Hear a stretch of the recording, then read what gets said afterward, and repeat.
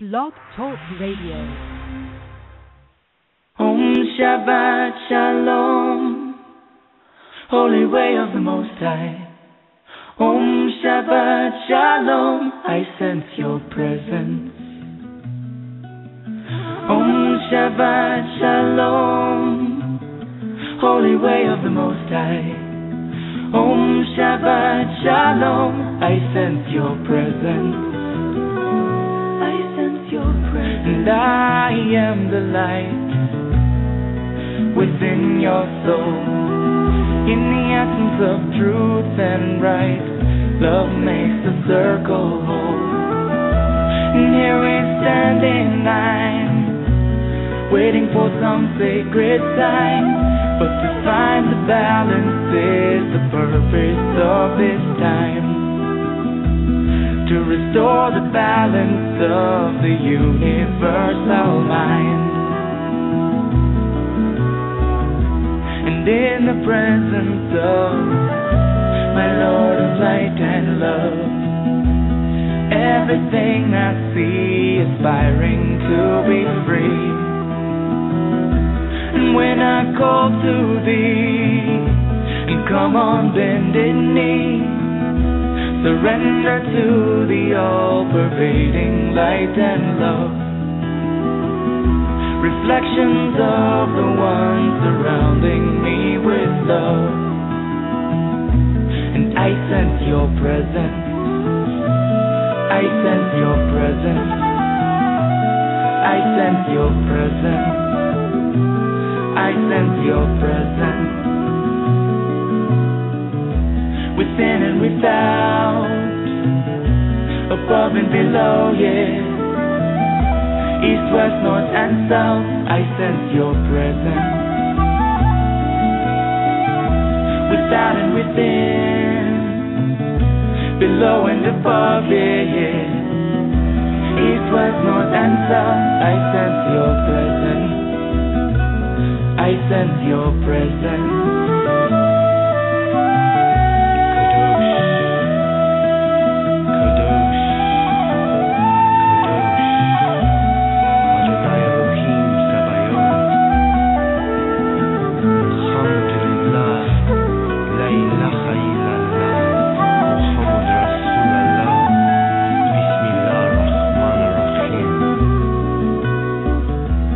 In the presence of my Lord of light and love, everything I find in tune with the divine.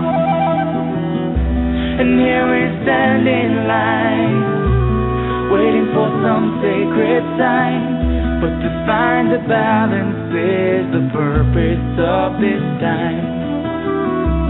To restore the balance of the universal mind.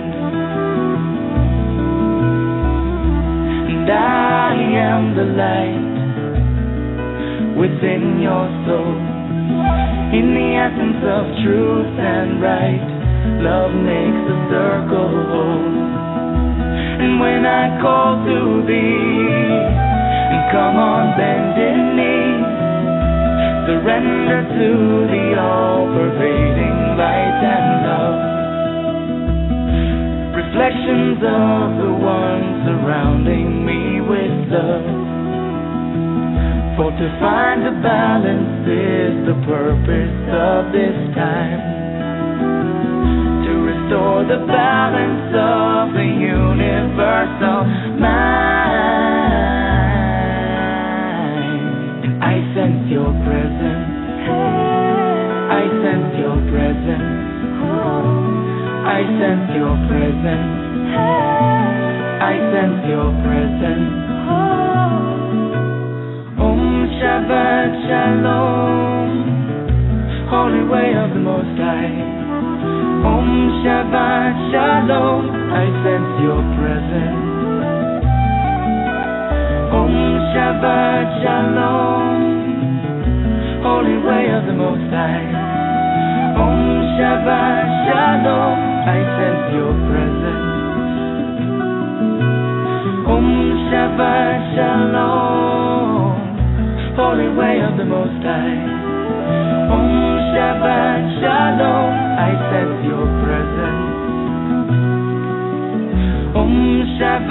Shalom, holy angel of the Most High.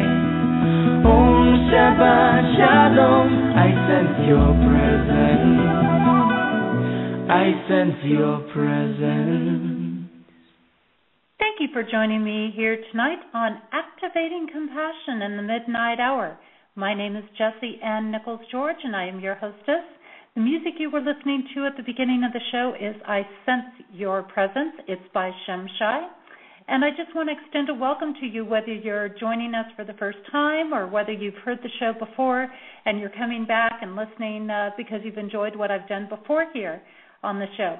Now, here at the show at Activating Compassion in the Midnight Hour, what I do is look at different ways that compassion exists in our lives, how to remove our blocks, resistances, frustrations, and more.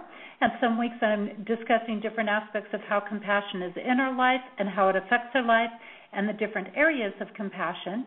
And then some weeks I'm doing more exercises and practical implementations.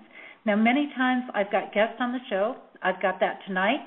And that's really been the case pretty much all year long and already lining up for next year as well, which is really awesome.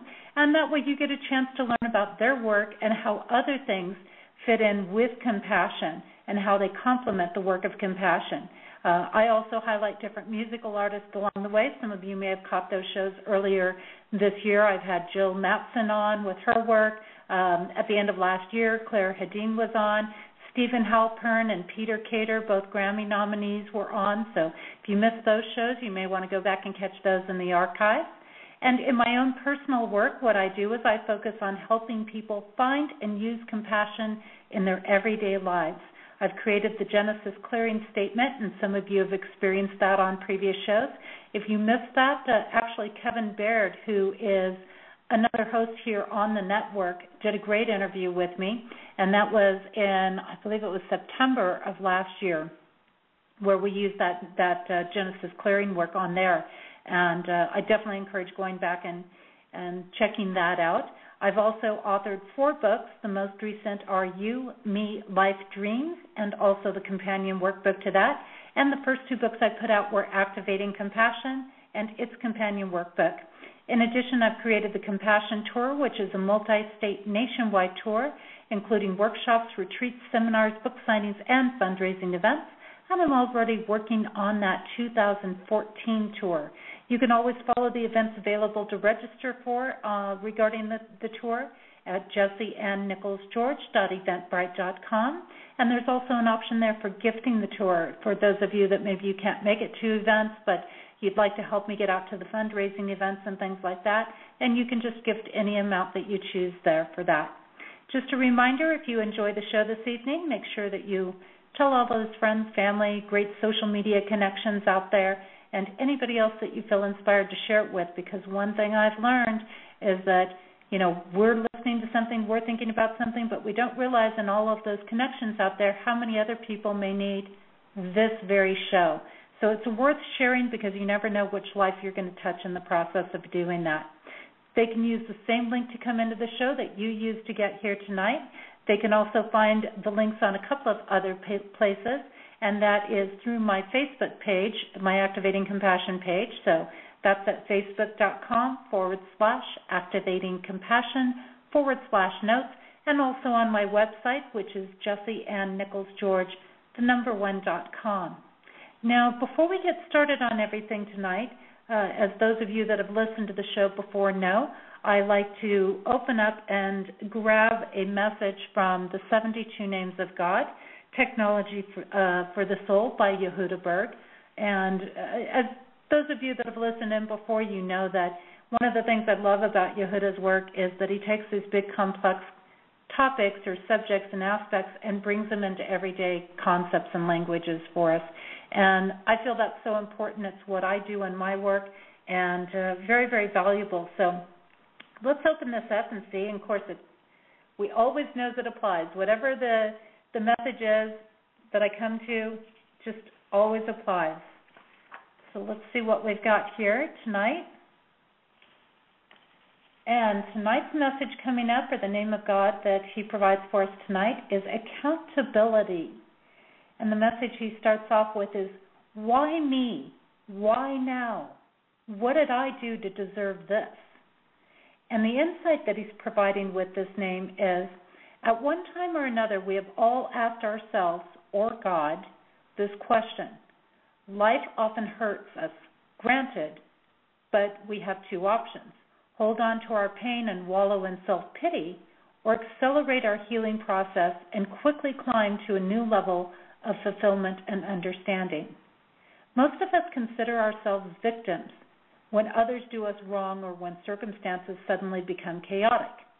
But any wrong done to us and any turmoil confronting us results from a negative action we committed in some area of our lives. The injury is merely the judgment, the effect of a cause that we ourselves initiated.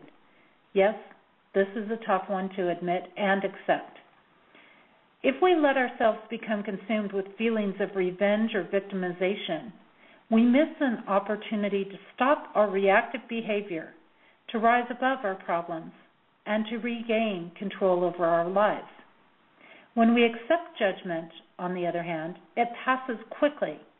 When we let go of self-pity and the dreaded "I am the victim" syndrome, we let go of our pain at that same instant. Now, I find this very appropriate, given that we're talking about karma healing. I don't know if I could just go into the book and pick one more appropriate in some ways, because it definitely is talking very much related to the topic our guest will be on tonight. Now, the meditation Yehuda provides with this is, with these letters, impulses towards self-pity, retaliation, and revenge are swept away.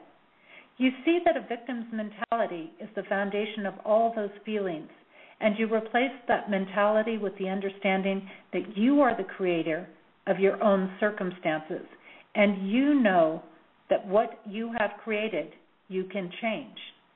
Thus, everything changes now. And the way this name is pronounced is Mem Nun Kuf. Mem Nun Kuf. And the common name for this name of God, again, is accountability. And this message will be up on my website, on my Jessie Ann Nichols George page there. And if you just go in there, I put the message up every week so you can go back and read it again and enjoy that. Now, a little lead in here to our topic tonight. And this will give us a little something to ponder until we bring our guest on tonight. And that is, have you ever felt like you were the lead character in the movie Groundhog Day? Have you ever wondered how to stop the maddening cycle of repeating something over and over again? And have you ever wanted to know how a never-ending so-called thorn in your side could be removed? Karma, karma, karma. Most people these days are getting to a point where they are beginning to accept responsibility for the karma in their lives when they identify it as that. Many, however, still don't know what to do about it, feeling almost imprisoned to never-ending cycles that weigh them down. Yet amazingly, with all this burden and pain, few become active in their process to clear karma from their lives. This is an attitude much like saying, hey, the weeds are going to grow anyway, so why bother pulling them? Now let's look at those weeds as an example. First of all, they can be very nutritious, depending on the weed, of course, but dandelion is an example of a very nutritious one. In karma, sometimes what seems like a so-called thorn in our side can actually be something very valuable and useful to us if we indulge in its true nature. Now, for those so-called weeds that you don't want and that aren't nutritious, we can only clear them out if we get their whole root out. In karma, many maybe only mow it down instead of pulling it out by the root. Karma, like the weed, will come back unless we remove it at its root and plant something that we want or that is useful for us. Kind of like ghosts, which I talked about a couple of weeks ago, many just accept them being there and don't see the need to do any real clearing of it. They feel it is good enough to simply accept that it is part of their life. However, like ghosts, is this perhaps just an excuse for not wanting to face something or take the time needed to create peaceful energy? This parallel here is quite good in the sense that by not clearing this out, our energy becomes quite heavy, which then starts impacting not only ourselves, but those around us and the planet and even the universe. The point with this being is that it is not all about you, even though your choice to clear karma can literally turn into something that saves the world. Most of us don't tend to consider the impact of holding on to karma. However, Paramahansa Jagadish does take this very seriously, so much so that it is the foundation of much of his work and teachings. He has this to say about the importance of clearing karma. If not cleared, you can become imprisoned by these very karmic patterns and issues. If you're not truly happy, at peace, fulfilled, or haven't realized unconditional love, then your true nature is obscured. The degree you're not experiencing your true nature is the degree to which your real essence is obscured. He says that karma, particularly negative karma, is a result of imbalances, and that the imbalances create the suffering. I have to say that this resonates with what I know of karma. The patterns that we repeat seem to be cycles of alternating roles until we stop the roller coaster and implement compassion into the situation. In doing this, we open the doors to experience the proverbial peace or bliss or heaven on earth situation. We oftentimes, in doing this, will experience a sense of feeling lighter. I see that with planetary influences that are supporting this clearing and transition, that this is a very important part to the survival of the earth. We need to literally lighten the load here on earth, and this means working through and releasing our karma. We need to clear it and be proactive in choosing to not leave karmic residue for future generations to deal with. Imagine if everyone cleaned up their karma. Utopia could easily become a reality. How active are you in your process to clear your karma? What are you doing to break your karmic patterns? Are you willing to find the balance and step off of the roller coaster for yourself, for future generations, and for the world? This week, our guest focuses on a compassionate component that is related to the aspect in my books of waking up. This reminds us to build our awareness to awaken compassion and thus to move forward in our true nature and alignment. I'm going to take a short break, and when we return, I will have Paramahansa Jagadish with us, and he will be sharing his work in clearing karma. The song I've got for you during our break tonight is The 10 Commandments. It's by Claire Hedin, and if you'd like to find out more about her work, you can definitely check it out. It's at www.clairehedin.com. That's CLAREHEDIN.com. We'll be back shortly.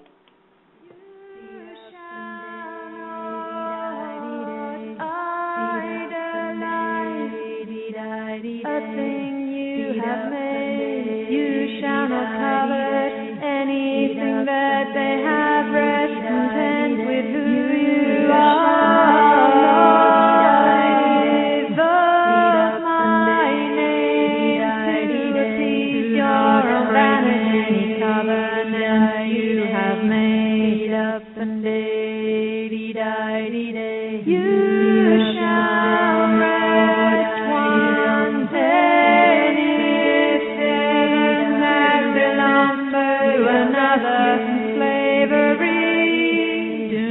Covet anything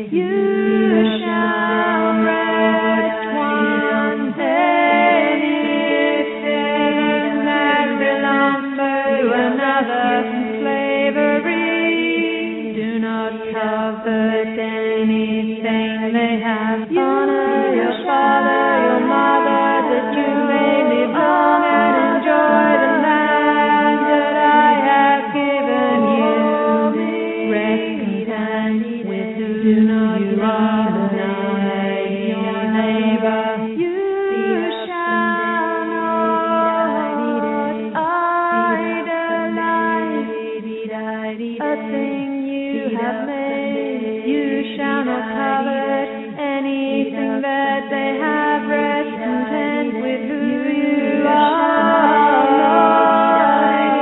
Invoke my name to appease your own vanity. Covenant you have made up and you shall rest one anything that belongs to another from slavery. Do not covet anything they have. Honor your father, your mother, that you may live long and enjoy the land that I have given you.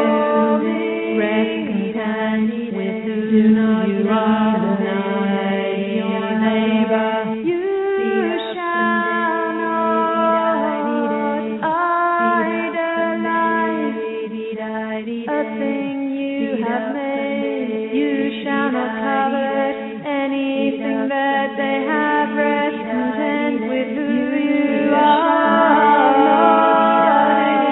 Invoke my name to appease your own vanity. Covenant you have made up and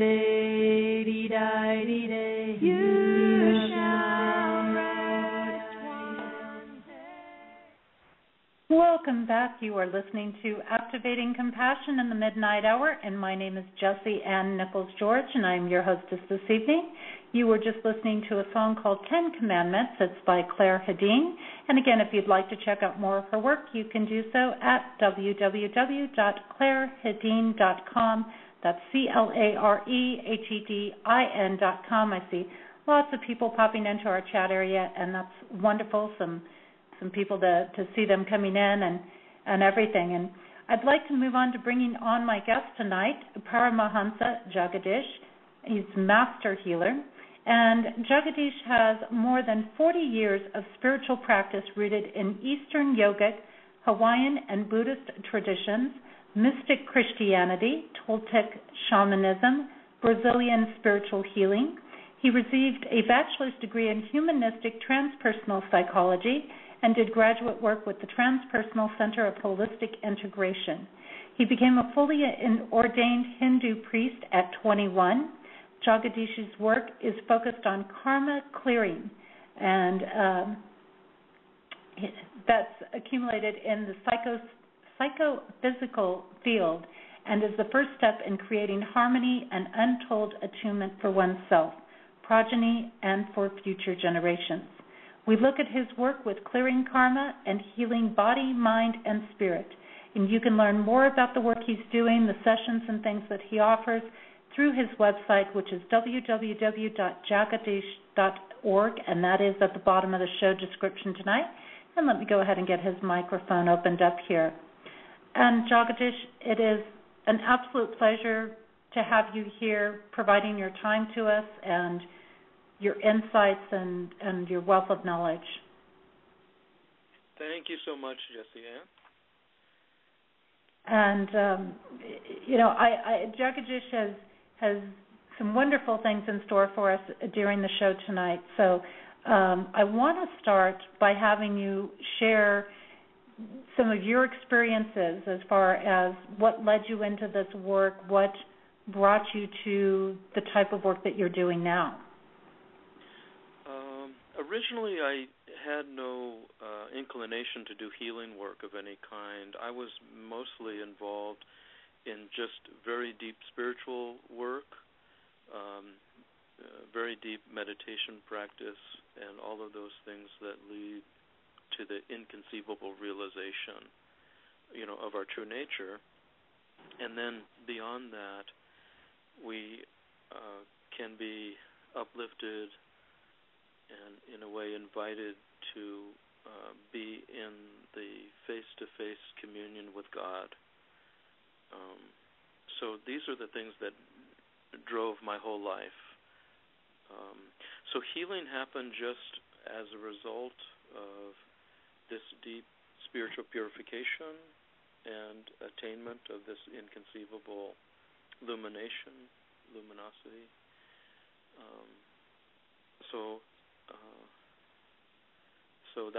So healing wasn't the motivation at first. Okay. And so how did it? So it just kind of came through the spiritual purification process of yours, and this journey. You've been on quite a journey in your road through studying all of these different aspects and traditions. Has there been one part of that journey that has stood out more to you than another part? I'm a lineage holder of a certain tradition out of India, and this is one of the great traditions, and yet a lot of the great traditions are somewhat secretive, like the mystical tradition of Judaism, for example, the Kabbalah, or other more secret traditions. Even Tibetan Buddhism would be considered a secret tradition back, 30 to 50 years ago. Some of these traditions, including my own tradition, it's a divine love of God tradition, are so powerful that you need to do a lot of preliminary purification, cultivation of virtues, and a very deep, sincere cultivation of compassion, so that when you reach these really high levels of attainment that blows your mind, that you can fall back on everything that you've trained, that you've cultivated in your life.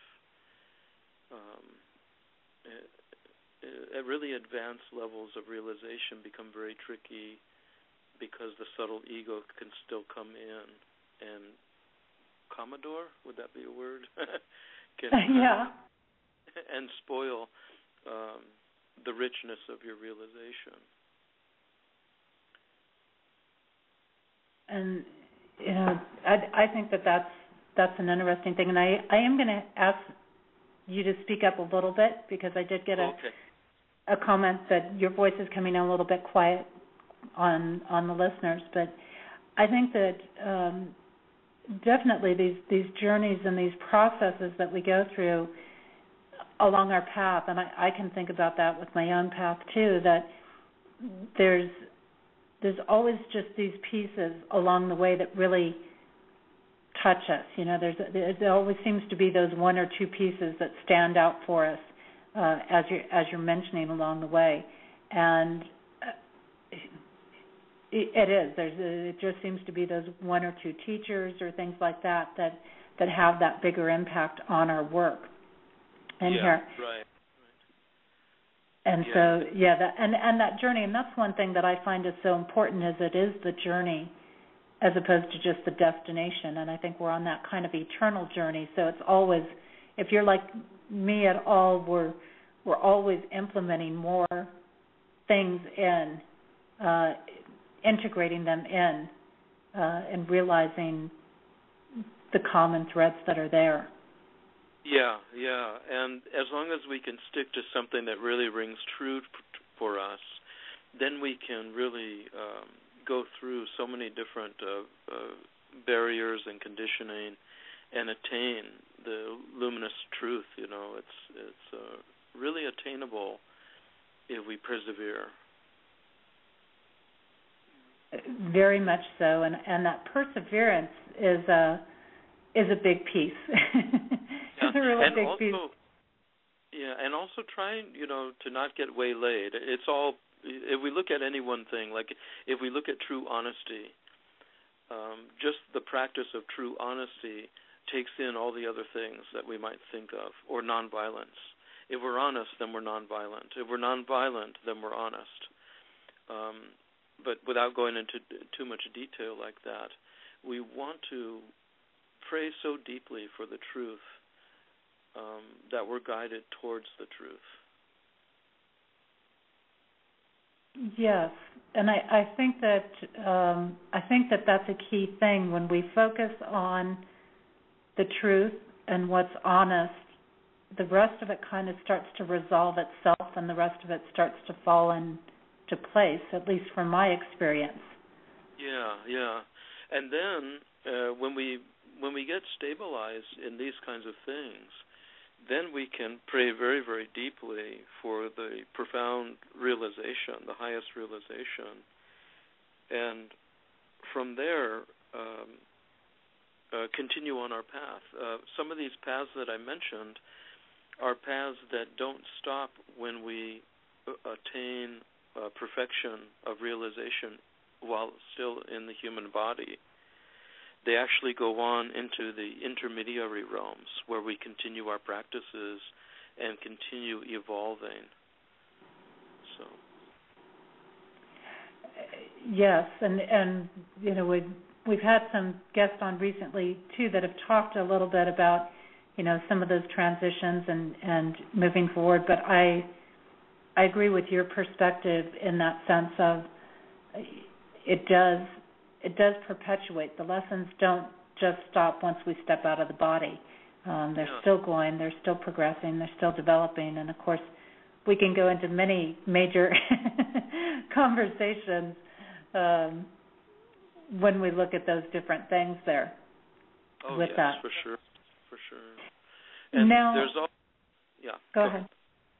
Oh, no, go right ahead.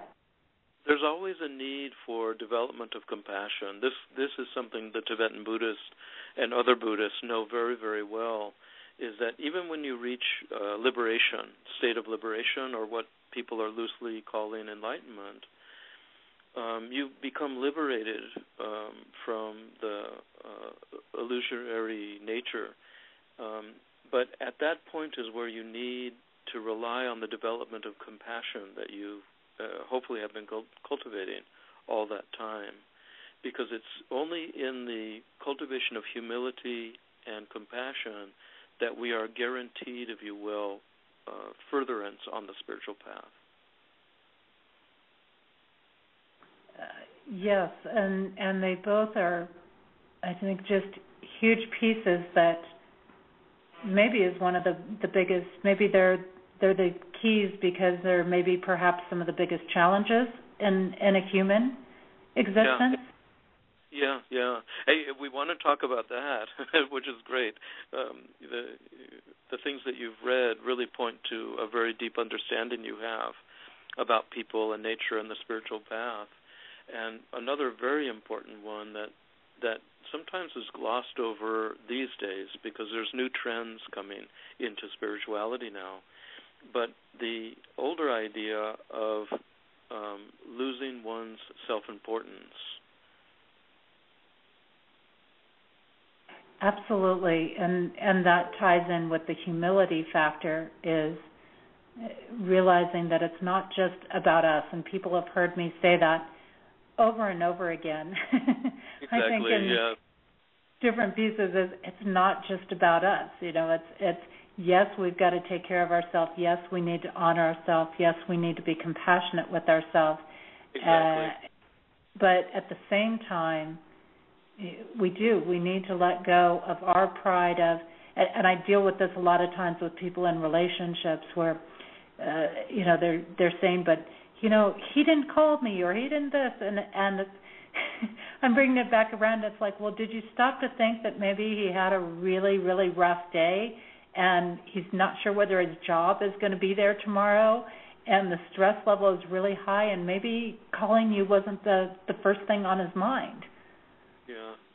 And we forget that sometimes. We get so wrapped up in our own thing, and being able to let go and step out of that, I feel, is a very powerful space.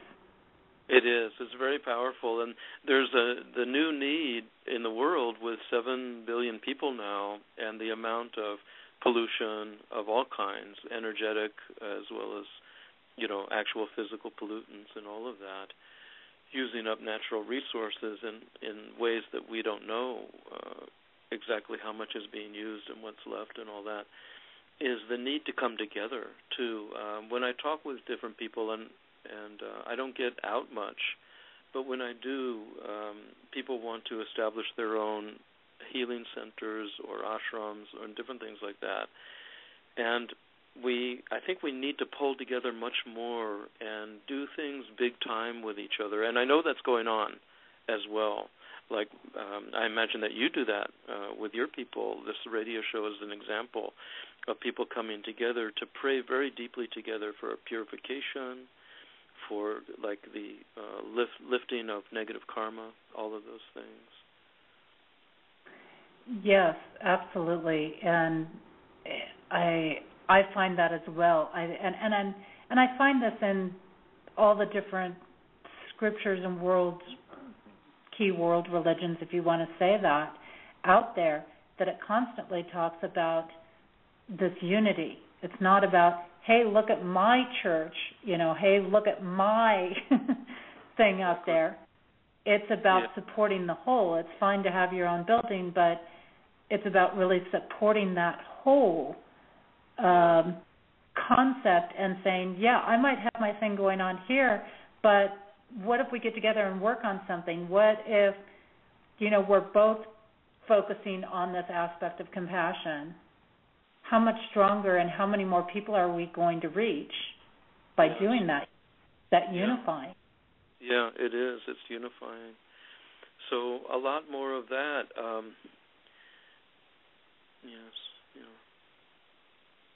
Definitely a lot more of that coming together aspect, I think, is so needed, and we're seeing that, and a lot of the separation, I think, is what's perhaps influencing a lot of the world affairs that we're seeing going on. Oh, yeah, of course. Yeah. I mean, yeah, and until we come together, a lot of this stuff, I would think, is not going to stop. Yeah. It's a difficult planet that we live on.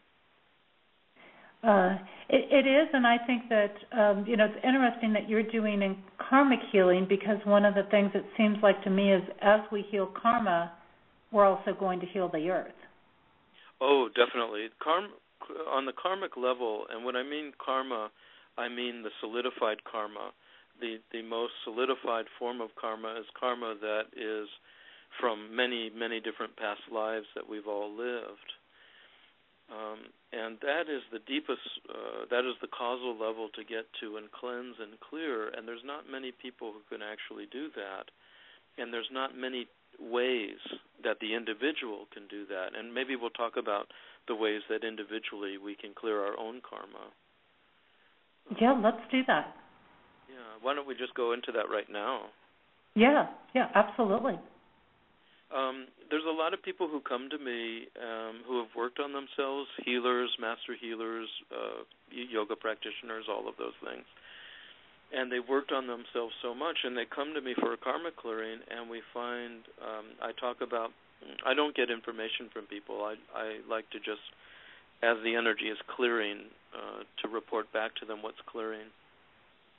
And many of the people say, oh, I've worked on that so much already, and I just need to come back to is we're working on the karmic level in this work, in this particular sessions that I do. And so it's the karmic level that is the level that frees us completely of those issues, negative patterns, fears and phobias, and negative emotional things that we have. So the ancients know that through very deep states of concentrated meditation that our karma actually gets cleared. So that's one of the main ways that people focus, in the millions, of course, in India and other places where meditation is a very significant part of spiritual life. That's the time that you spend concentrating so deeply that you start to burn your own karmic content in the process. So should we talk about that a little bit?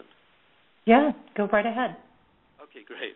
There are two ways that I see as very prominent ways of doing this. And one is you're meditating very deeply, centered in the Sacred Heart, you're meditating very, very deeply, and you're past the state where the mind takes your awareness away from your focus of concentration.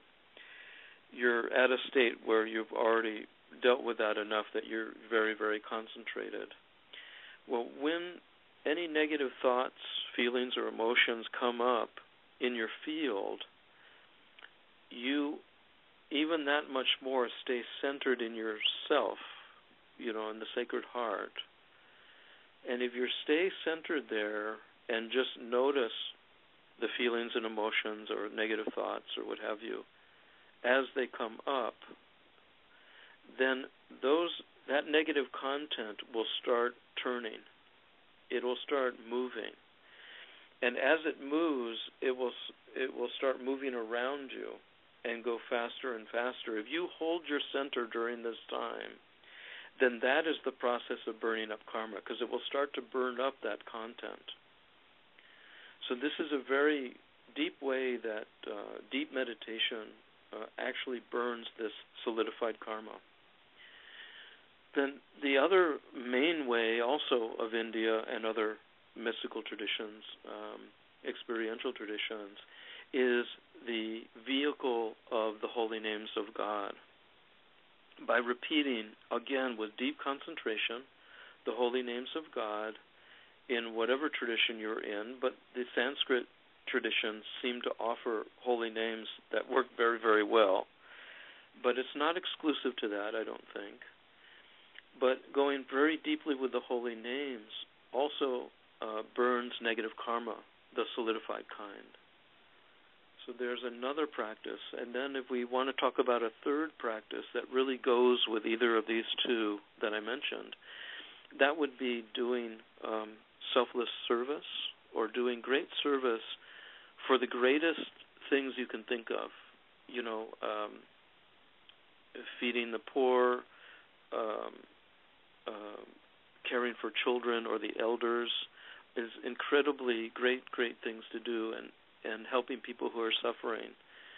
But also doing deep spiritual practice, or helping others to do deep spiritual practice within one's wisdom field, within one's capacity or capability of teaching, or supporting those teachers who are true and genuine in doing great work in the world, is also very high aspirational work to be involved in.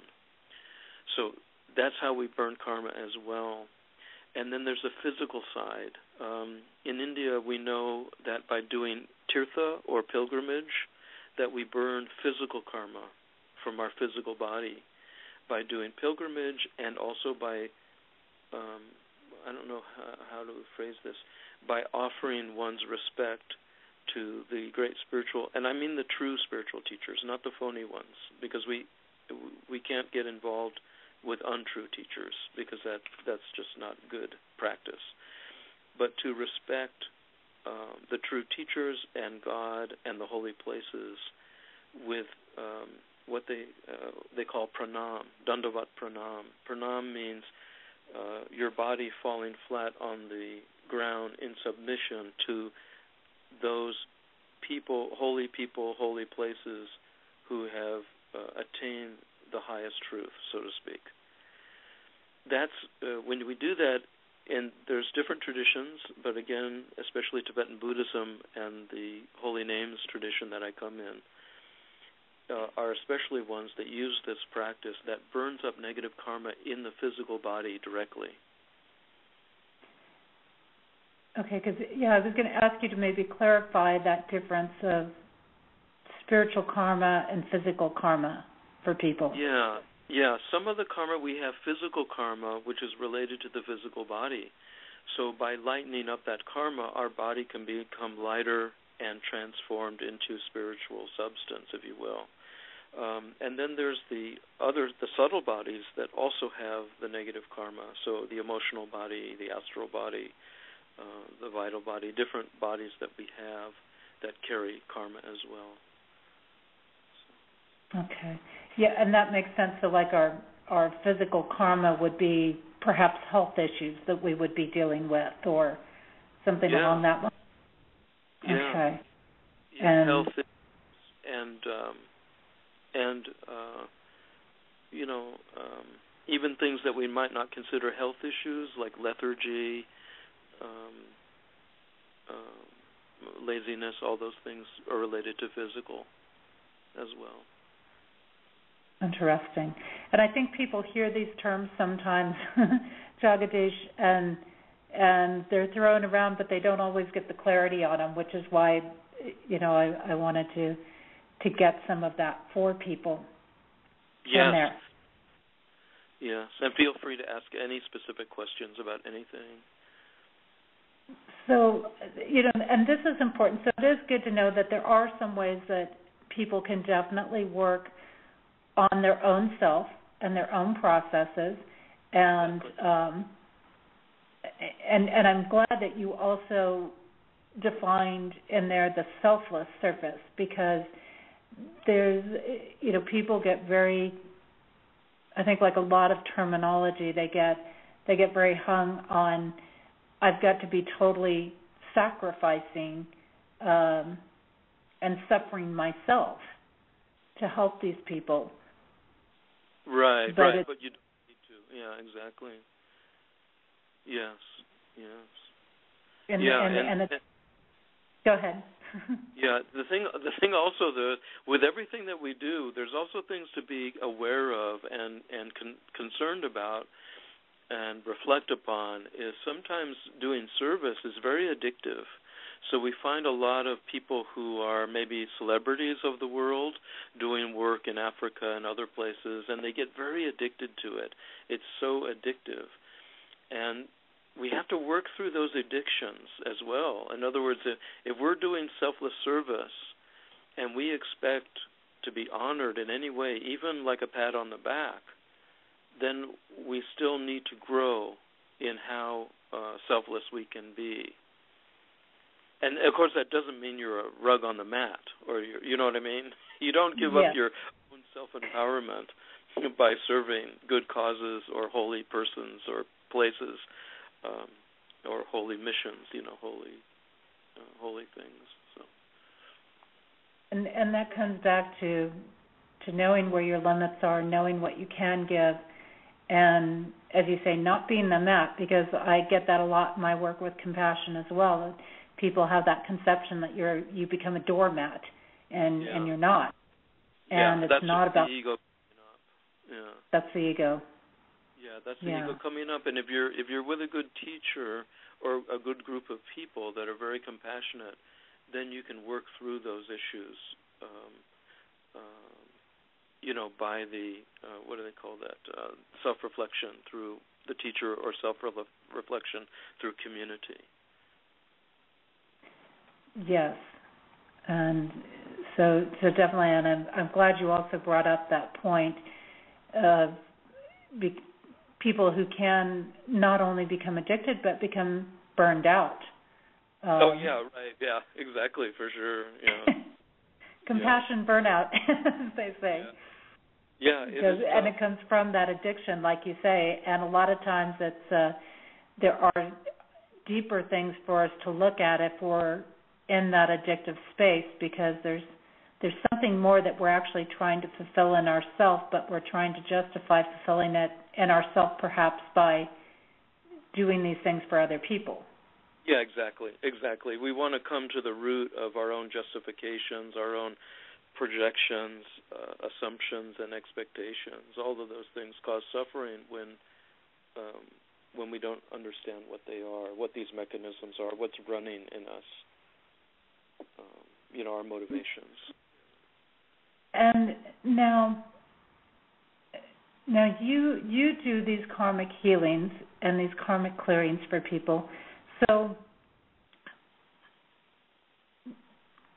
share with us now how some of the work you do varies from all this self-clearing karma.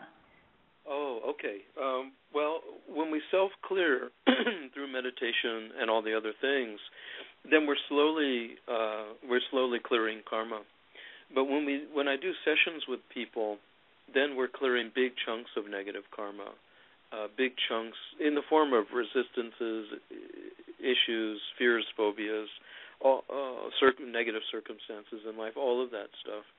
So we're clearing huge chunks of it by doing karma clearing sessions. So this is a way, if you're doing your own work and you couple that with doing karma clearing sessions or other work that I or other qualified people do, then you're really coming together from your own place and the helpful, compassionate grace of those who have attained higher level, if you will.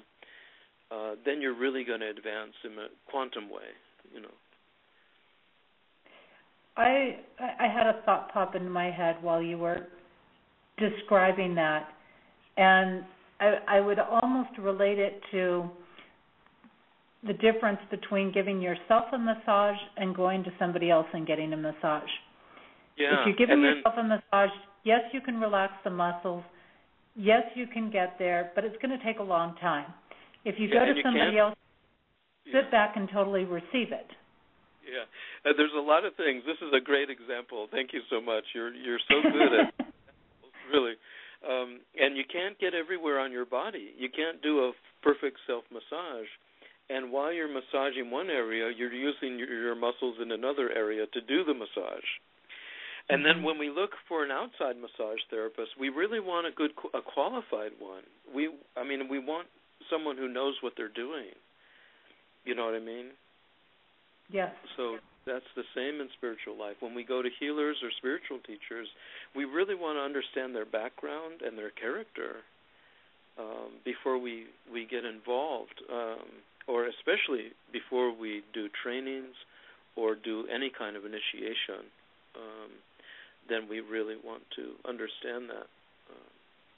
I'm so glad that you mentioned character when you said that, because there are so many people out there that might have a whole list of qualifications, so to say. They've been to this program and that program, and they've studied here and they've studied there, but it doesn't mean that they've got character. Yes, yeah. The other thing is that any person who has not become liberated is going to be tinging their teachings or their healing work with their own content. And that makes a difference also in who you choose to do therapy with, so to speak, you know, the spiritual healing therapy type work, and who you trust as a guide to advancing spiritually. So and if you have... Trust is a big... Go ahead, dear. Trusting the person that you're with is a big thing, too, because you can't get that full reception, again, if you don't trust the person. Yeah, exactly. And you want someone who's trustworthy. So there's so many aspects, whether we trust someone, but also whether that person is trustworthy. And the teacher, on whatever level, whether they're teaching healing or they're teaching spiritual, practice and a spiritual path, is to see if the student is also worthy of trust, worthy of the sacred teachings that are being given to that person. So that's so very true. I've studied with some people along the way, and they didn't have any big name out there per se, and they weren't interested in that. And that was something that they impressed on me to be very strict about as they were training me to do some teaching in various things.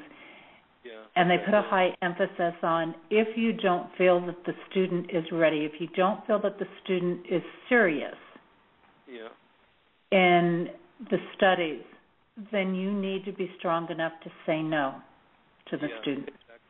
And it's very difficult to say no. It is.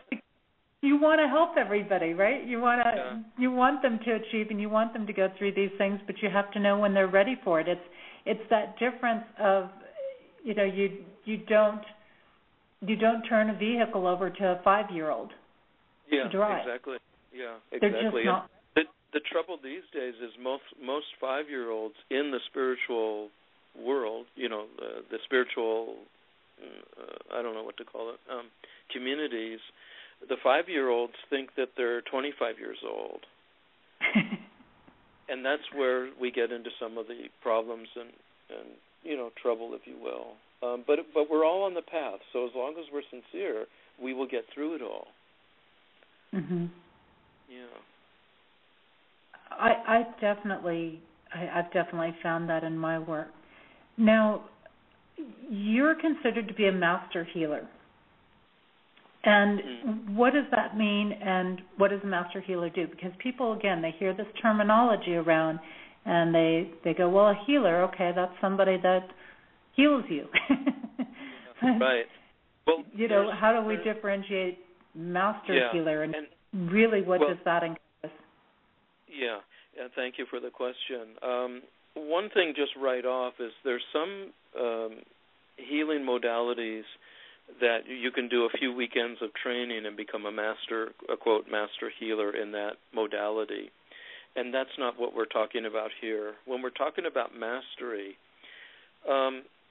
maybe you take maybe Jimi Hendrix as an example of someone who mastered the guitar as a vehicle for his soul to shine through.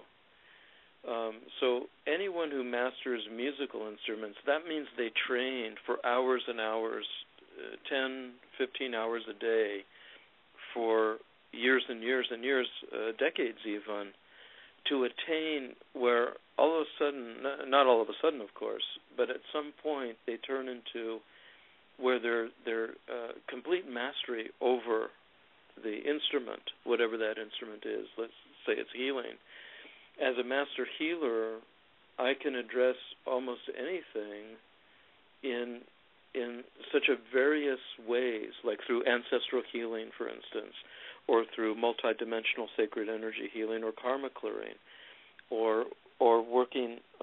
I work with deities where deities of God come into my body to do special types of transmission and healing work with people individually, in groups, but they get individual healing.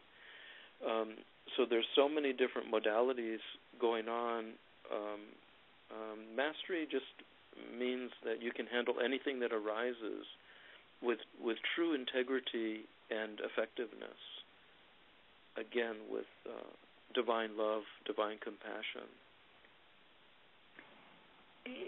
And as you said, that's just not something that we can achieve in a few weekends.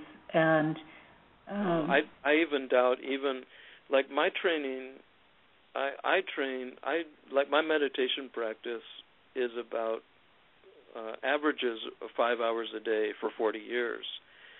But during around at least 12, if not a few more, maybe 14 years, my meditation and other spiritual practices I did with a group of fully realized beings and saints, saintly Babajis that I lived with in India, 12 years doing practice 24/7, meaning only getting so many hours of sleep each day, and the rest of the time was all very deep spiritual practice in a small community of saints and siddhas, the perfected saint. So I have an extraordinary and very unique background, and especially I did this when I was in my late teenage years. So in the 70s and 80s is when I was living in India and practicing with this caliber of true, genuine saints and siddhas, like I said, perfected saints. So with that kind of background, then there's a certain amount of attainment that happens that is extraordinary. It's incredibly exalted. And so that adds to being able to have a mastery of such a thing.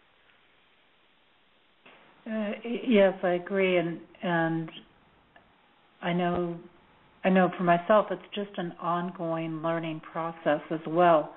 So even when you might be considered mastered in something, you can acknowledge and embrace that, but you're realizing that you still have a lot to master. Well, the mastery at this point, for me, is something completely different. In other words, in one way, I'm not doing any of this work whatsoever, because this is all divinity. This is all God doing the work. On another level, I'm doing a lot of the work because I'm fully engaged, participating, and doing it, and increasing my capacities as an individual human being of doing the work, the holy, sacred work. So it's a mix. It's at some level you're surrendered completely to the divine, not because you want to, but because you are intimate with the divine at that point. Do you know what I mean? Right. Yeah. And intimacy with the divine, I don't mean just on a mental level or a feeling level, like I talk to God every day or I love God so much that I feel God's presence all the time. When I talk about this, I mean where you go into these deep states of meditation where God appears to you face to face, and the body shivers and shakes, and you barely can. Sometimes you faint because the experience is so powerful, I guess would be the word. Extraordinarily wondrous, powerful, like that. And then you, after years and years of having these kinds of encounters with God, you grow in your capacity. Your body becomes transmuted into more and more spiritual substance, and you're able to handle higher and higher levels of luminosity and frequency, if you will. Yes, and I know of those experiences that you're referring to, where the energy starts to elevate and it becomes so intense beyond what the body can handle at certain points, which is what leads to some of the fainting, but your body strengthens at the same time in that process of things. It stretches your capacity and all of that stuff, That reminds me of something that I like to say is in the Jewish tradition, the Holy Kabbalah, is they have this thing about sharing. We're talking about a deep mysticism of attainment, of being able to share with all of humanity, so to speak. And the way that some of them can tell their own ability or others' ability to share is that they can drink huge amounts of alcohol and not become drunk whatsoever because of their capacity to share. This is just an example of showing how they can share divine love and, healing, say, and wisdom and those kinds of things as well. But that idea undertones a training, these subtle trainings that we are guided through our elders to achieve. That isn't just happenstance. You know what I mean? Yes. Yes, and you started to mention, too, about ancestry healing or karma. Correct. And can you share a little bit about that with us? Yeah, ancestral healing is where, whether I do the multidimensional healing of the ancestral lines or do direct karma clearing on ancestors that we have in our ancestral lines, in our family lines, the healing is very deep and profound, and it affects thousands of people. So not only does it directly heal the person, the client, and the particular ancestors that are coming forward for the healing related to what the client is going through, but the healing trickles down to all of the bloodlines. So sometimes I can go back 20, 30 generations to one or more ancestors who have a particular illness or problem or issue or fear or negative karma that we're clearing for the client. If we clear it in those ancestors that lived 30 generations ago, then that's positively affecting or healing as it trickles down to hundreds of thousands of people. Yeah, I think that is one of those things that people sometimes forget, too, that we are carrying this ancestry karma around. We are, yeah. We don't know, we'll use massages as an example. Sometimes you say, oh, you look a little tense, maybe you need a neck or shoulder massage, and the person goes, no, I'm fine. And then a massage person will lay their hands on their neck or shoulders, and they'll go, oh, wow, I didn't realize how much I needed that. So likewise, because we're acclimatized to our own situation, we don't know yet what it means to be enlightened or free of personal suffering and to be in bliss and joy all the time, or most all the time.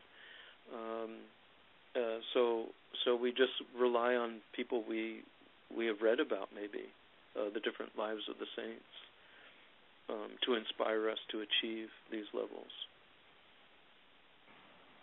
I think that's true. It's kind of one of those things, like you say, you don't always realize that you're carrying some of this stuff around because it's been with you all your life. So it's not exactly. It's not like, hey, I lost a leg and I'm missing that, or my life has changed. It's kind of like it's always been that way, and you're right. I've had some of those tastes of that bliss, of that happiness, and once you start to get the taste, it doesn't get out of your head. Good. That's very good. Yeah, and it's good to have these peak experiences. We talk about that in transpersonal psychology, is having these peak experiences because they motivate us to keep going further. As long as we don't get caught up in our experiences as being, important, they're only important to inspire us to keep going on the spiritual path. So, right. And at some point we become realized, self-realized, meaning the true self, and later after that we might become God-realized if we persevere, become God-realized, and then we're free. We're free in divine love. We're liberated in divine love, and we get to be with God in person. So it's extraordinary. If people knew how extraordinary all of this was, everyone would quit their jobs and go off somewhere in community and do the deepest practices where everyone can attain all of this. But, of course, the world we live in, we're all working on attaining this within our own livelihood, within the lives that we're in. And we can do that, too. We don't have to give up our lives. What we're doing. I'm so glad you said that. We don't have to. But it's good to do both. It's good to take a few years out of your life to do intensive spiritual practice so you can really understand what it is, the actuality of what we're talking about. Not just, I believe it and I feel it and it's nice and I'm going to intend my way there, but to take the time to really experience it, which, takes more than a few years, but I think we need to do both. I feel like it's always important to understand or look at both sides of things, and everything has its purpose, because thank goodness for the people who choose to work and lead these other aspects of life so that others can be afforded these experiences to go off and get experiences and sometimes I think people get that perception in their head, like they see the TV version of it, perhaps, of the people running around going, I'm filled, I'm overflowing with the the energy. And when you've really got the energy flowing through you, it's so peaceful and so quiet. It's more like you're speechless. Right. You're not running around going, the Lord is flowing through me, the Lord is flowing through me. Well, this is where you be able to hold your liquor. When you you can integrate all of this and share it on some level with everyone. Not, share it internally, mystically. Then you can drink gallons and gallons of this elixir and not be over-intoxicated. Yes, and it is, and oftentimes as this energy elevates, we're not needing some of these other things in life, say like alcohol or things like that, the literal alcohol, because you're so overflowing with this sort of, it's almost like a drunken feeling in a way, but you're completely coherent and right. with it at the same time. Yeah, intoxicated and very clear at the same time. Yeah. Yeah. Yeah. And so definitely. You touched upon this, and I think it's important, is when we reach these have these peak experiences of divinity and our own self-nature, luminous nature, then we feel such great transcendent peace and love and different things, happiness and joy, and so that the other things in life don't bewitch us very much, because we know we've attained something higher than what drugs or cigarettes or food or whatever it is that sometimes can be addictive for us, watching TV, whatever it is. When we attain a higher taste, then these other things drop off easily, and then we find we have more time in our lives for even more meditation. Yes, and I've seen that it's kind of like having the glam wear off, and you can see the reality of everything. Yeah. And it's disheartening. Disheartening sometimes. Yeah, it's disheartening on one hand, but then on the other hand, you can see it for what it really is, and oftentimes you see a beauty that you've been overlooking in something else. Right. Yeah, because God still exists in the world, in every atom of the world, so then we can see that part of it, the luminosity of all the different molecules in the world that make up the different things. I've got a question, Jagadish, coming in from the chat room, and they're asking, what are your views concerning Vipassana meditation? Oh, I don't know if I'm... Yeah, Vipassana, that's a Buddhist meditation. Yeah, that's one of the other techniques I've heard of recently. Goenka is one school of Vipassana meditation where they do intensive meditation for 10 days at a time in large groups of people. When you have large groups of people doing practices together, it intensifies the energy for everyone. But they have a way of doing their meditation, which I won't tell what it is because I think it's a little secret, in the way that when you do it, then you're told what the technique is. But that also unravels physical karma, their particular technique in Vipassana meditation,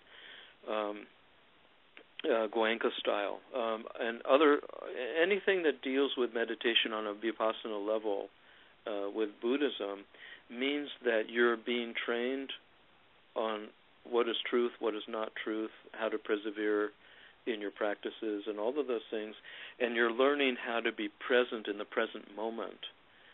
And when you can be in the present moment, then you can really excel in your meditative practice. And I feel like that present moment factor, it's so critical when we talk about compassion. Yes. And letting go. I mean, it's just so critical in the compassion piece, at least for me, in things when I'm sharing with people, because it's kind of like if you are really going to get into that compassion space, you've got to be willing to let go of the past. Yeah. Yeah, you've got to be able to let go of conditions. So it becomes unconditional acceptance of people, places, and things, situations, and unconditional love. and support, if you will. Yeah, it's so important now. If we're worried about that destination, we're just not in the present moment. And people miss so much. I look around and I think, man, life is short enough. Yes, it is. It is. Without worrying about tomorrow or next year or all of these other things. And the reality of it is that, from my understanding, is that is going to come based on what I do now. So it's up to me to decide what I want to shape that to be. Yes, exactly. The only way I can shape that into existence is by focusing on now.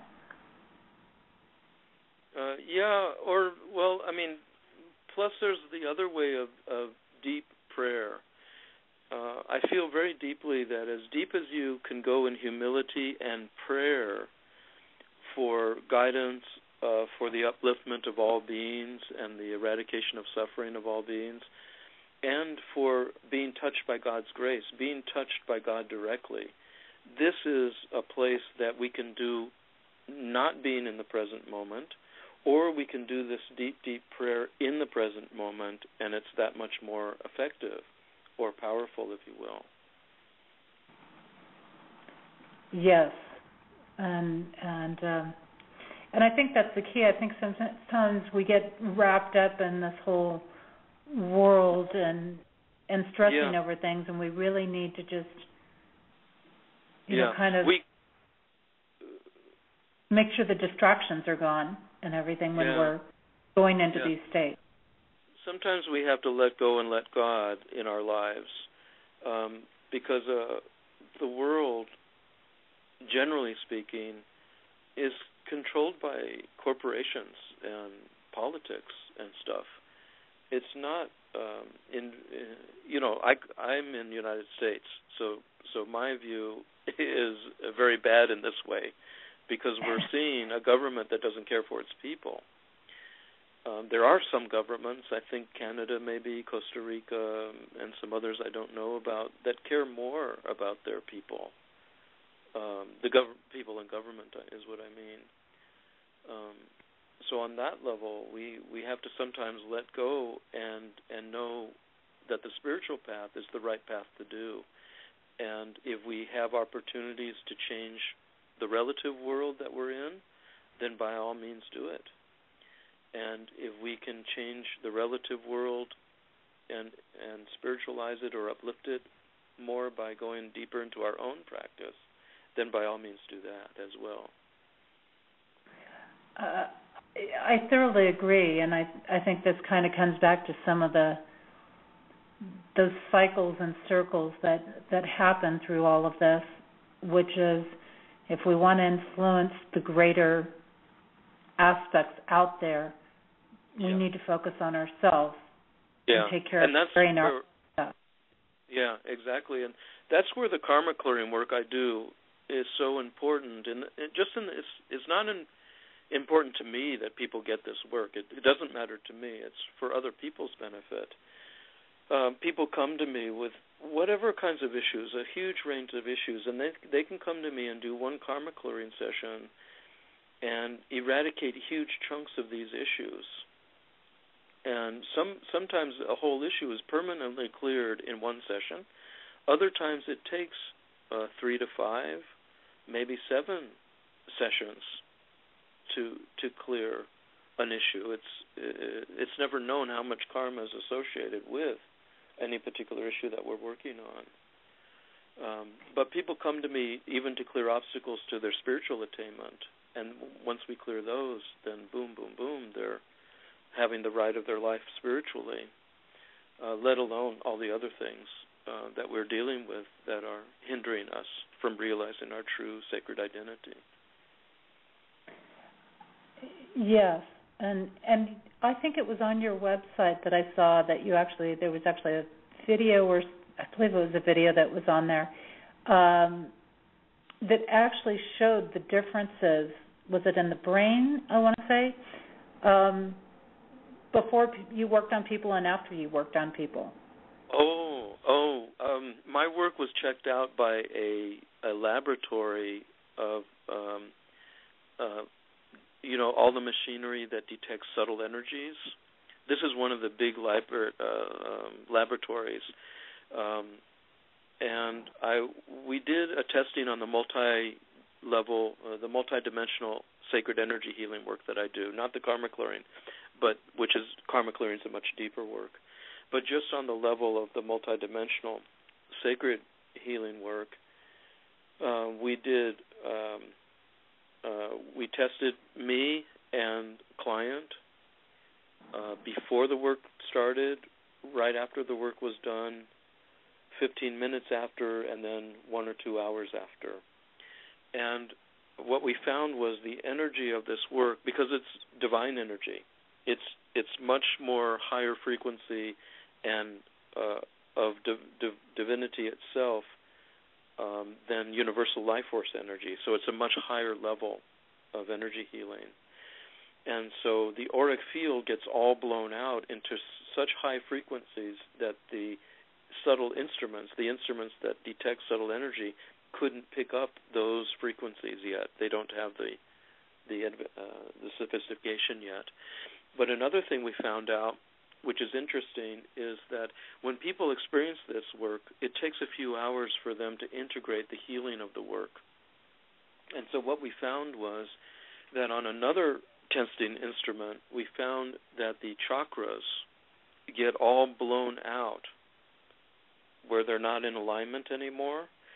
They get blown out because of we have negative cords and things that tie our chakras to each other. Like, let's say we have a power issue with a loved one. Then we're involving our third chakra and our fourth chakra and tying them together with these negative power issues that are going on. And so the chakras aren't fluid anymore in many of us as we get older, They're not fluid. So this work blows the chakra system all out of alignment so that the chakras are not... I've seen pictures of this where the chakras are way out. And then it takes anywhere from 1 to 2 hours for the chakra system to come back together, but in a much higher alignment is what happens. Yes. And that really is a powerful thing, and I've seen that with a lot of the chakras out. So it's amazing when these clearings happen, how everything can come back into that alignment with everything there. Yeah. So very powerful. I'm thinking, Jagadish, that this will be a good time you have a healing that you want to provide here over the air for us tonight, which I'm deeply grateful for. And I'm thinking this might be a good time to move into doing that, and then that will still leave us a little bit of time just to touch on 1 or 2 other things that, as far as people contacting you and things like that too. So, so let's look at doing that. Maybe moving into that work that you have. We're going to do multidimensional sacred energy healing, and we'll do it right now. And anyone who listens to this again, then the energy will also go out to them. So this is something you can listen to over and over again if you want to. Okay, so let's everyone prepare so we can get, be able to let this all sink in very deeply. Let's close our eyes for a moment, maybe take a few deep breaths in and out.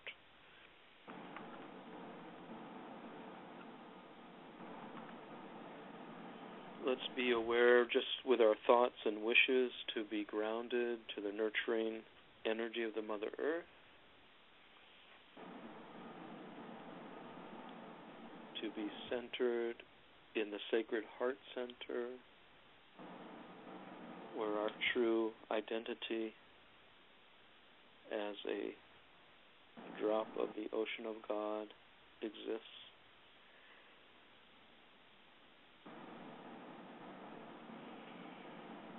Very, very good. And let's take a few moments to be aware of our thoughts, feelings, and emotions.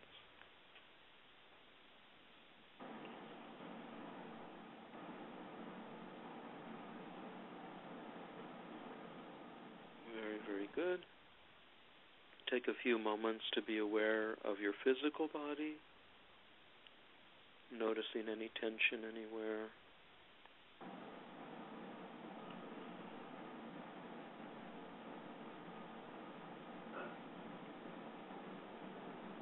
Very, very good. And then the last thing to do is for us to concentrate and focus in the Sacred Heart Center. And from there, in very deep humility, the kind that has full self-esteem, the kind that has perfect well-being, happiness, and yet very, very humble, to pray very deeply, to be touched by God, to receive this profound, powerful healing, upliftment, transformation, spiritual illumination, realization, wisdom, and divine love of God.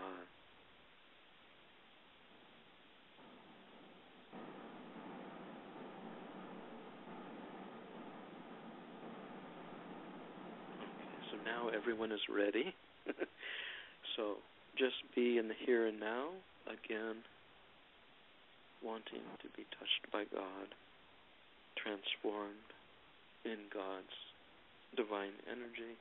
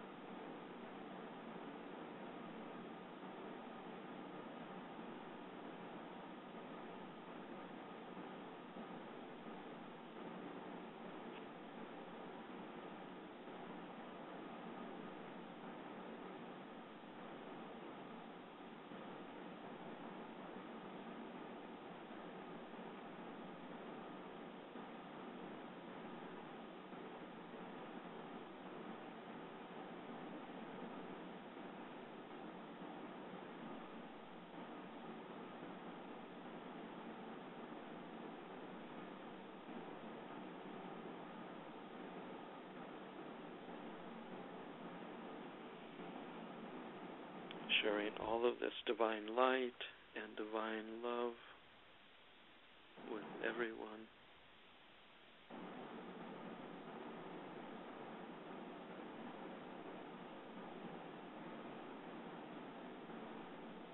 And then again, grounding to the nurturing energy of Mother Earth. Again, centering in the Sacred Heart Center. And bringing our energy fields in to recycle the divine energy within us in protection and compassion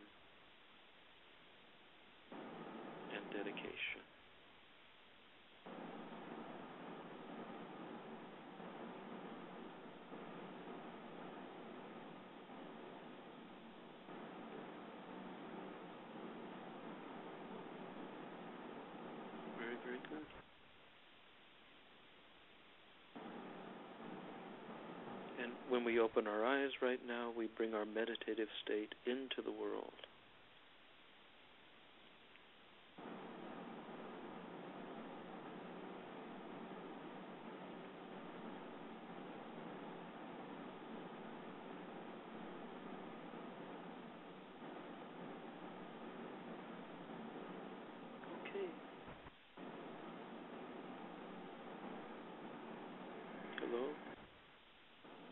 Okay.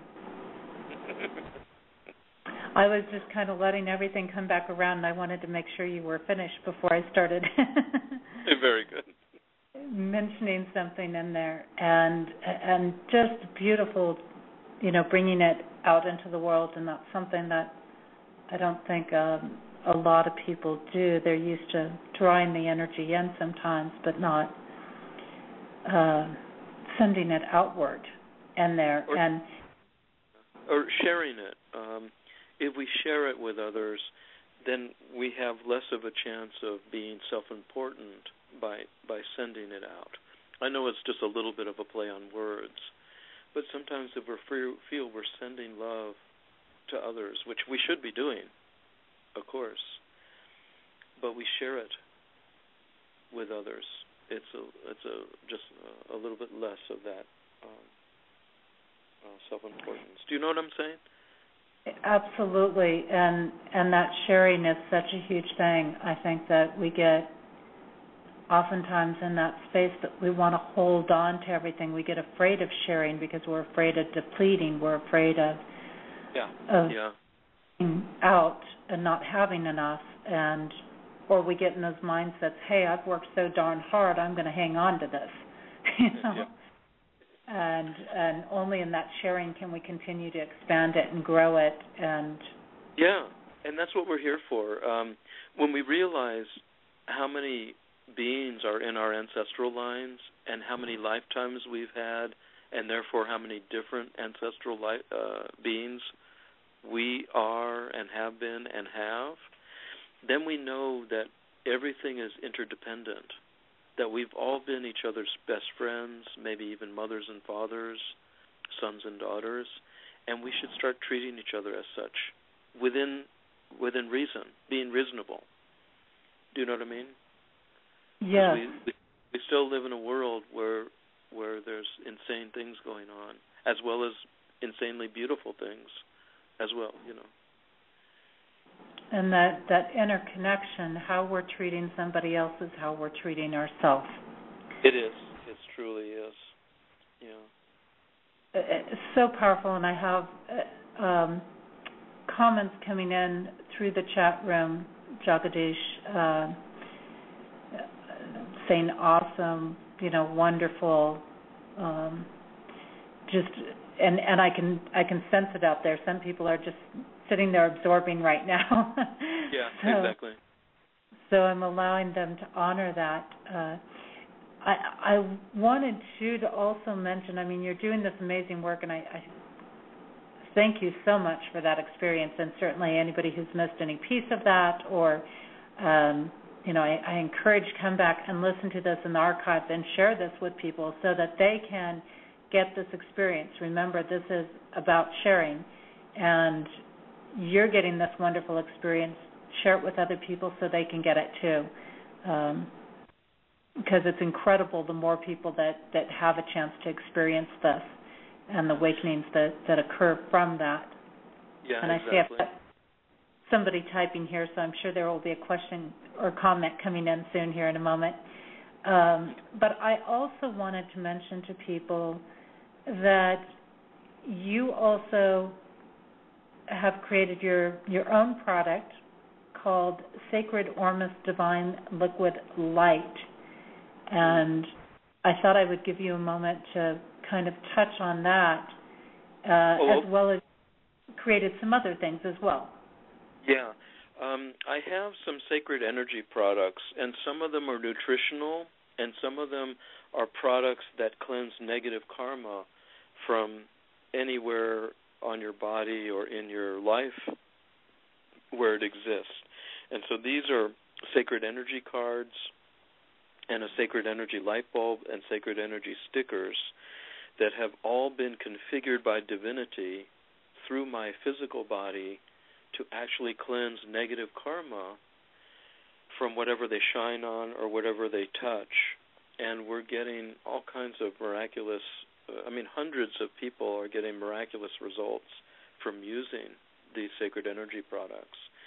And we're noticing now that they're actually infusing healing. Not only do they cleanse negative karma, negative content from everything, our bodies, the foods we eat, the lotions that we use, everything, the atmosphere, but it's also actually sending healing energy into people as well at this point.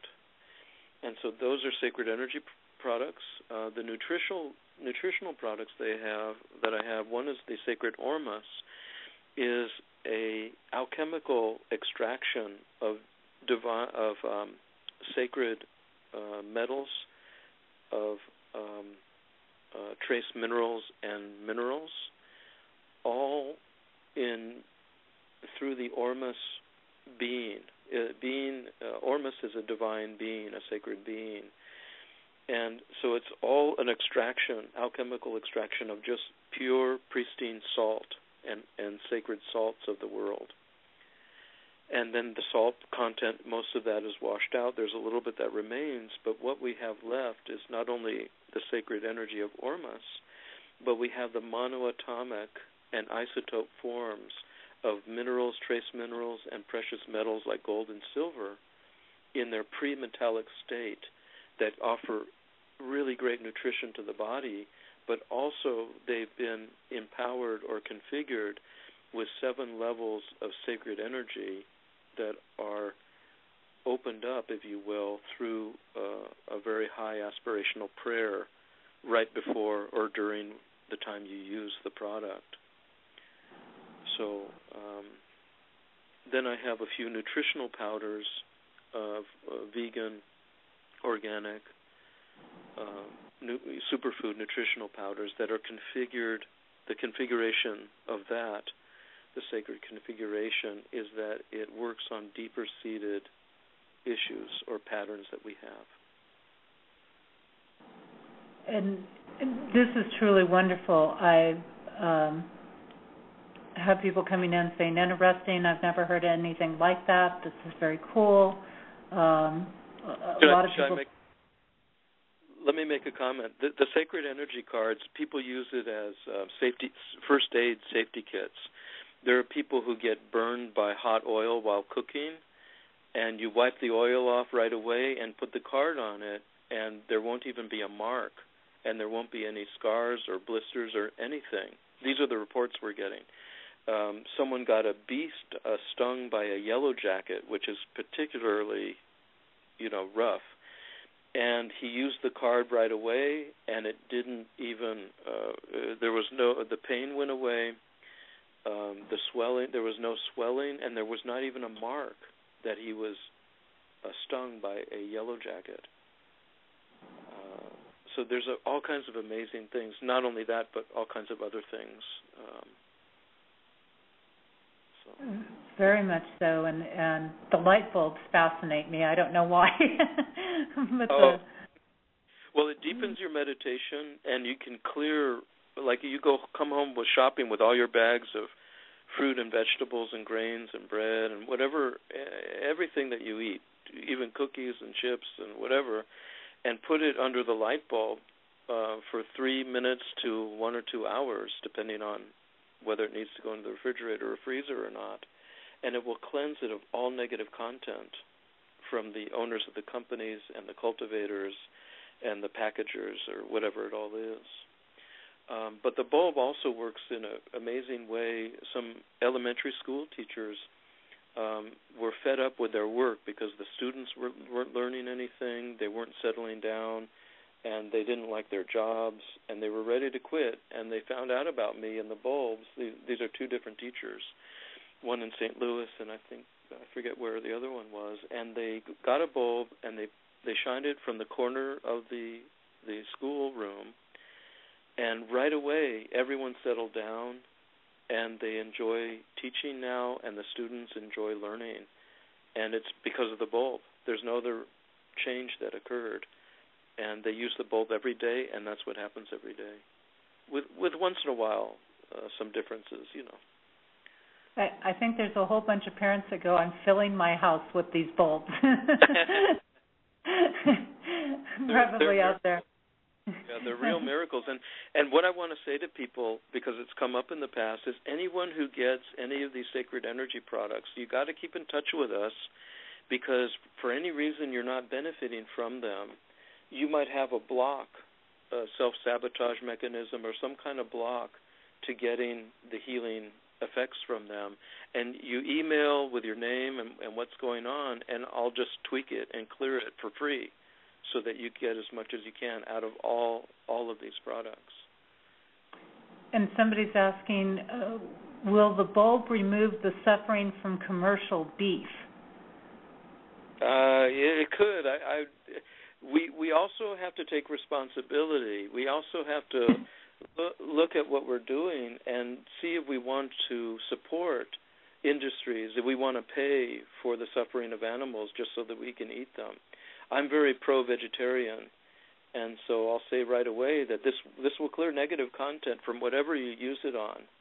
And if you use it enough on things that are not ethically good, it may cleanse the desire for that kind of content, and then you'll be eating less and less meat and being more and more happy. So. Very, very well said. And I've got another one coming in here. How can the use of negative thoughts that come up be considered as symbolism and treated as reflections to be resolved in the mentality? Sometimes it's a part of the mind that does that anyway. It's through meditation that we learn to... this is a very difficult question, because it lies on purifying the mind, but also letting go of the thoughts, knowing them to be residue of our experiences, the impressions that we've had through TV or movies or other people that we've been around will continue to cycle through us in different ways. And so we want to remember not to fight the mind. But if we have negative thoughts, try to let them go and then bring in God's holy name or bring in some higher focus for ourselves. That's how we eventually treat the mind. Eventually, if you pray deeply and do the extensive work needed to attain liberation, what people loosely call enlightenment, then the mind will be blown, and then you live in an entirely different realm of existence. So that's what we can aspire for. We can get so sick and tired of the negative thoughts that it drives us to deeper and deeper levels of meditation, of visiting holy people and places, reading the lives of saints, and becoming saints ourselves and liberated beings. Jagadish, I want to give you just a couple of minutes here because we're kind of winding down on our time here. To share with everybody any events that that you have coming up, ways for people to contact you, anything along those lines that you would like to share. Okay. The website, one of the websites is it's liberationindivinelove.org, and the same website is jagadish.org, JAGADISH.org, and that will give you a phone number that you can call or an email. It's events@jagadish.org right now, that you can inquire about these different things. There is an events button, but it's up at the top. If you hit the events down below, you won't get any events. So you have to go to the big large button that says events. I'm trying to fix that, but I don't know how to fix it yet on the web. But hit events, and you see I'll be going to Florida this coming Tuesday. I go to Florida for a week, and then I'm in New York and New Jersey from December 5th to the 15th. I'll be again in Germany. I go regularly to New York and New Jersey. Florida, I think, might become regular. I go regularly to Europe and, of course, to Portland, Oregon, and some other places, California, and I forget where else.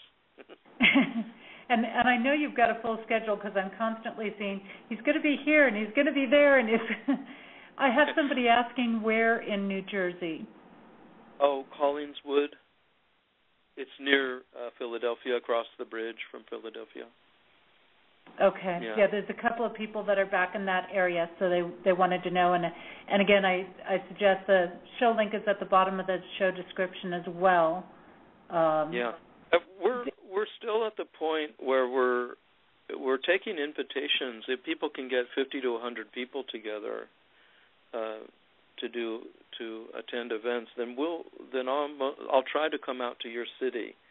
It's a big commitment, so we help you with that. And so I'm still open to that.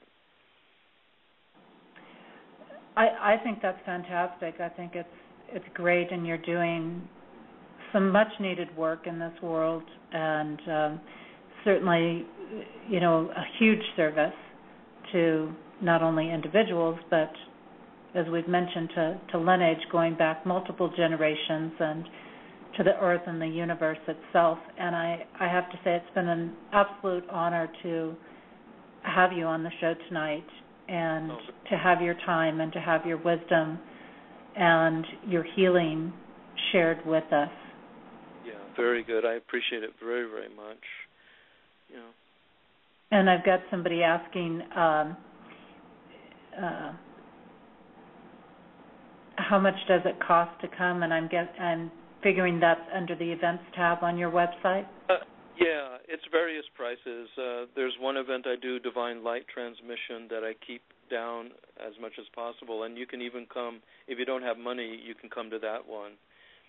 The other ones, it's very therapeutic intensive, very energy intensive. There's not much talking. I set a context for the work we're doing and answer any questions that I can, and it's all energy, very intensive energy healing. So the costs vary depending what we're doing, and then I do trainings as well.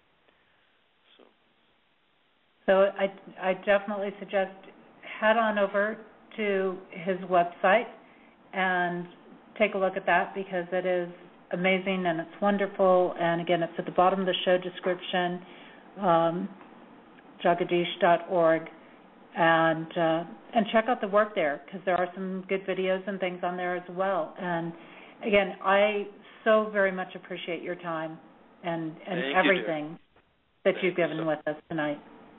Oh, very good. Very good. And again, I just want to mention that next week here on the show, I have Jill Matson coming on, and we're going to be looking at the power of the spoken voice, and she actually delves into a lot of different things that we'll be looking at with that, including she does like vocal acupuncture on that. My books on relationships have been released, and you can find the links to check those out and purchase them at JessieAnnNicholsGeorge1.com. They're designed to help you activate the perfect relationship for you, and you'll learn how to find, develop, and maintain the perfect relationship for you, and understanding what your partner is thinking, feeling, needing, and how to communicate in ways that strengthen your relationship and avoid the drama. I'm working on putting together the next Compassion Tour, and you can stay on top of that and the events associated with that at JessieAnnNicholsGeorge.eventbrite.com. And if you, again, like to find out more about the work I've done, I'm releasing videos that are free to watch every month, have, of course, the radio shows and just all kinds of things that are happening, going on through the website at JessieAnnNicholsGeorge1.com. You can also follow all of the hosts that are part of Main Street Universe there. You can learn a little more about them and take a look at that as well on there. If you're interested in my books, again, on my products page, it'll show you the different options for purchasing those, whether it's ebooks or paperback books. You have a few different options to work with in that. And Also, I've got a special running here for the month of November, which is short coaching and reading sessions. I'm doing 10-minute sessions for $15, 20-minute sessions for $30. And to find out more about that, just go right onto my webpage, right there on the home page. It will share that information with you. So lots happening, lots going on there. I've just started providing some online courses. Those are going on. I currently have about 62, 63 courses somewhere in that. And if you ever miss a live course with that, you can still do it as a recording. So, it's perfectly great. You still have access to it. And once you go into a course, the recordings are available indefinitely on there to you. So they're very affordable prices. I have actually the relationship series courses are starting tomorrow. And I have a full moon ceremony going on tomorrow night, intensive. So really interesting. I do some discussion, some meditation, visualization work with that. And you can check all of those out at learnitlive.com/invite/Jessie Ann Nichols George. And don't forget that we've got several shows right here on Main Street Universe throughout the week. Sunday nights, we have Darren Bouquet, who's a reader at Madame Laveau in New Orleans, doing spiritual insights. Monday nights, we have Kevin Baird walking on the sidewalk with his Horizon Oracle Journeys deck. This is a deck he personally created, and you can learn more about that deck through his website at templeofgaia.com. Tuesdays, we have Susan Weed, who is sharing her work in herbs and natural plants. Wednesday nights, we have Daniel, Janice, and Brett on our flagship show, which is called Main Street Universe, and sometimes they've got guests, sometimes they're doing readings, sometimes they're doing discussions, just varies from week to week. I notice off and on we've still got Queen Mother Amaku, who's looking and dealing and sharing her work in the Egyptian culture, and of course Friday nights right here is Activating Compassion in the Midnight Hour. This is Jessie Ann Nichols George. I want to thank you so much for being here tonight. Again, I look forward to seeing you back here next week as we delve more into activating compassion. And don't forget, if you've enjoyed the show this evening, we've had this amazing healing work done. Please share it with other people. Let them have this experience for themselves as well. It's going to be available at the same link in our archives. And I'm going to be leaving you tonight with the song Yearning For, also known as Over and Over by Shemshai. Thank you so much. I look forward to seeing you again next week, right here on Activating Compassion in the Midnight Hour. May you enjoy the rest of your weekend and have an amazing week. And if I could see what makes me blind, I would soar to the edge of my mind and to touch what seems unreal, just to show you the way that I feel. And we are in time with time, one with the season of change inside. And we are in tune with the tune, caught in a balance of sun and moon.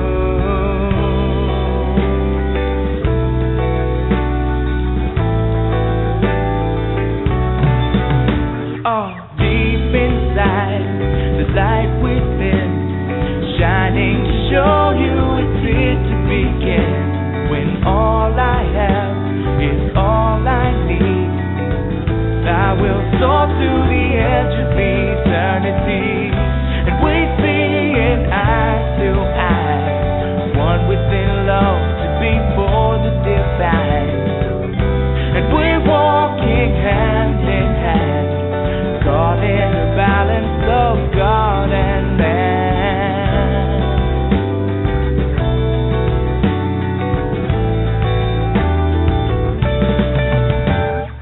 Over and over, life is your lover, learning to walk just a little bit slower, whispering secrets, I bet you can't keep it.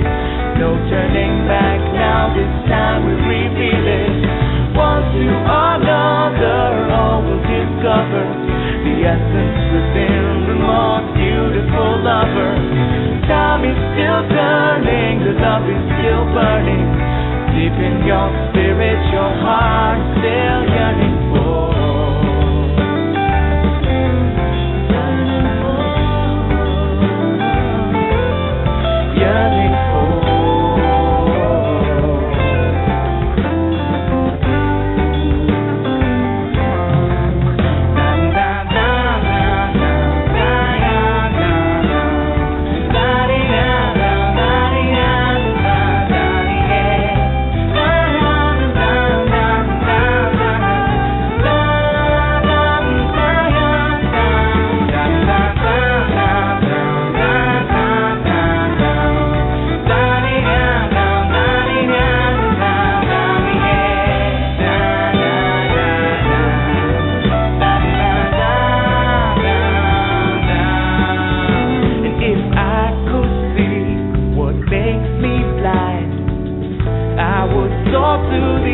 stage of my life when all we have is all we need. All that we ask for shall be received. And we see in eye to eye, one within love to be for the divine. And we're walking hand in hand, caught in the balance of God and man. And we are in time with time, one with the season of change inside. And we are in tune with the tune of life in the circle and love in bloom. Over and over, life is your lover, learning to walk just a little bit slower, whispering secrets, I bet you can't keep it. No turning back now, this time we reveal it. One to another, all will discover the essence within the most beautiful lover. Time is still turning, the love is still burning. Deep in your spirit, your heart is still yearning for. Over and over, life is your lover, learning to walk just a little bit slower, whispering secrets, I bet you can't keep it. No turning back now, this time we repeat it. One to another, all will discover the essence within the most beautiful lover. Time is still turning, the love is still burning. Deep in your spirit, your heart still yearning for.